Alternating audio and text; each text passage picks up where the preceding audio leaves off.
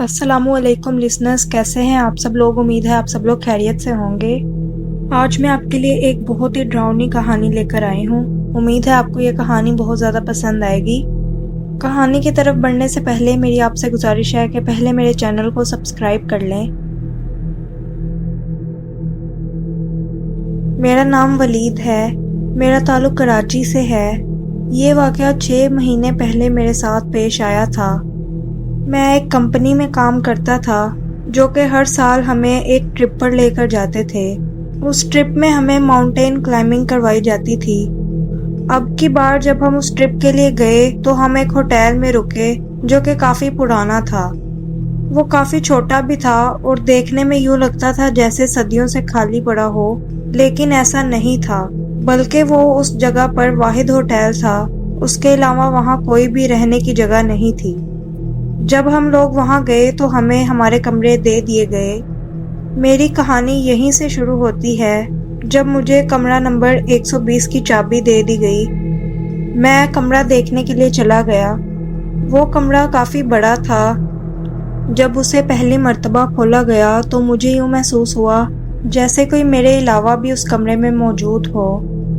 میں نے اپنا سامان سیٹ کیا اور کھانا کھانے کے لیے جانے لگا۔ ابھی میں کمرے کے دروازے کے پاس ہی پہنچا تھا کہ اس کمرے کی الماری میں کوئی چیز گرنے کی آواز آئی۔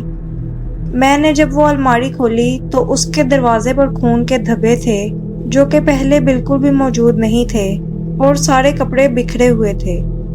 میں ڈر گیا اور فوراً وہاں سے بھاگا۔ پھر جب اس ہوٹل کا سٹاف آیا تو حیرانگی کی بات یہ تھی کہ وہ خون کے دھبے بھی وہاں سے غائب تھے اور کپڑے بھی بالکل ٹھیک حالت میں وہاں لٹکے تھے۔ میں اس واقعے کو اپنا وہم سمجھ رہا تھا، لیکن ایک ڈر سا میرے دل میں بیٹھ چکا تھا۔ پھر میں نے اپنے ایک کولیگ کو میرے ساتھ رکنے کے لیے بلوا لیا۔ وہ تو میرے کمرے میں آتے ہی سو گیا، لیکن مجھے مسلسل ارد گرد کسی کی موجودگی کا احساس ہو رہا تھا۔ اسی ڈر سے مجھے نیند بھی نہیں آ رہی تھی۔ پھر جب میری آنکھ لگی تو مجھے میرے جسم پر اچانک سے ایک بہت بھاری بوجھ محسوس ہونے لگا۔ وہ بوجھ اتنا زیادہ تھا کہ کافی دیر تک تو میں ہل بھی نہیں پایا اور میری آواز تک نہیں نکلی۔ جب وہ بوجھ میرے جسم سے ہٹا تو پھر میں نے اپنے کولیگ کو اٹھایا۔ پتہ نہیں جو واقعات میرے ساتھ ہو رہے تھے وہ اور کوئی کیوں محسوس نہیں کر پا رہا تھا۔ خیر، وہ میری باتیں سن کر پھر سے سو گیا۔ ساری رات کبھی کوئی پرچھائی مجھے ارد گرد چلتی نظر آتی تو کبھی عجیب آوازیں سنائی دے رہی تھیں۔ جیسے ہی صبح ہوئی تو میں نے اپنا سارا سامان پیک کر لیا کہ میں کسی اور کمرے میں رک جاتا ہوں، لیکن اور کوئی کمرہ بھی اویلیبل نہیں تھا۔ اس دن تو ہم لوگ ماؤنٹین کلائمبنگ کے لیے چلے گئے۔ جب رات کو واپس آئے تو میرے کمرے کے باہر ہوٹل کا سارا سٹاف جمع تھا۔ وہ کمرے کا دروازہ کھولنے کی کوشش کر رہے تھے اور اندر کمرے سے کسی کے چیخنے چلانے کی آوازیں آ رہی تھیں۔ پوچھنے پر معلوم ہوا کہ سٹاف کا کوئی ممبر کمرے کی صفائی کے لیے گیا تھا، جس کے بعد کمرہ اچانک سے لاک ہو گیا اور تھوڑی دیر کے بعد اس کے چیخنے کی آوازیں آنے لگیں۔ وہ لڑکا اتنی بری طرح سے چیخ رہا تھا جیسے اسے کوئی مار رہا ہو۔ پھر اچانک سے وہ آوازیں بند ہو گئیں۔ اتنی دیر میں وہ کمرے کا دروازہ بھی کھل گیا۔ وہ لڑکا بے ہوش زمین پر گرا تھا۔ جب اس لڑکے کو ہوش آئی تو وہ یہی کہنے لگا کہ وہ مجھے مار دے گا، وہ واپس آ گیا ہے۔ اس کی باتیں کافی عجیب تھیں۔ کافی دیر تک ہم حیرانگی سے اس لڑکے کی باتیں سنتے رہے۔